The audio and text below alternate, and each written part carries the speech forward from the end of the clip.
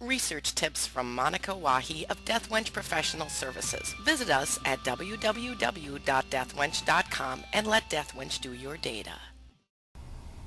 Hi, it's Monica Wahi again, and I know why you're here. Same reason I'm here. We want data. So, if you're getting ready to download some behavioral risk factor surveillance system data, or BRFSS data, here's something you should know. Before I explain how and where to get the data, you really need to understand why the data are there in the first place. The BRFSS data exists because both state governments and the federal United States government want these data. They work together to assemble these data sets, but they use them for slightly different things. The federal government is interested in trending from year to year. Has smoking gone up?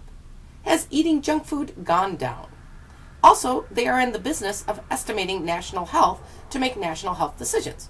For example, Affordable Care Act decisions might be based on national BRFSS analysis. But states have more local problems.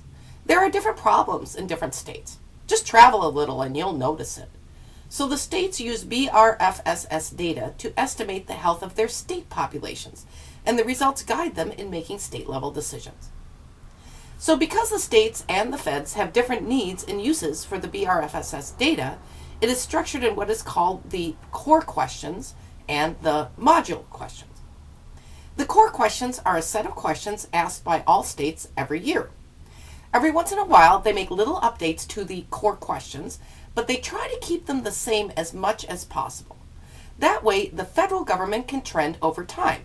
They can compare smoking rates now to the ones in the 90s. These core data are available at the BRFSS website for download.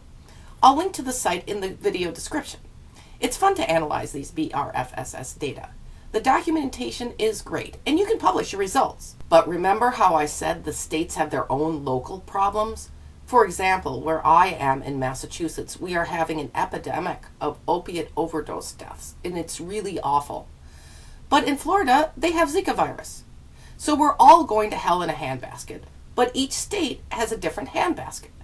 That's why there are different BRFSS modules. These are approved questionnaires, usually initially assembled by the states, that cover questions on specific topics, such as drug overdose. The module data are very interesting, but they are hard to get. Each state asks different modules every year, depending on what's hot, and you have to go to the state and ask them for their module data. Sometimes it's not really in good enough shape to give out. They maybe have internal documentation not ready for sharing. But if you are kind and patient and you work with them, you might be able to work through the kinks and get the data. Remember, all these state health departments are pretty underfunded. It's not like the Department of Defense, so give them a break. So now you know where to go to shop for your BRFSS data. Go to the BRFSS data and documentation site for the core data and the state health departments for the module data. Don't forget to check out the links in this video description, including a link to my lynda.com course where I show you how to download and analyze the core BRFSS data.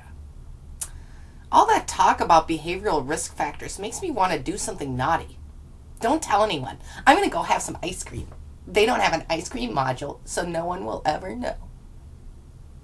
If you like these research tips, visit us at deathwench.com and let Deathwench do your data.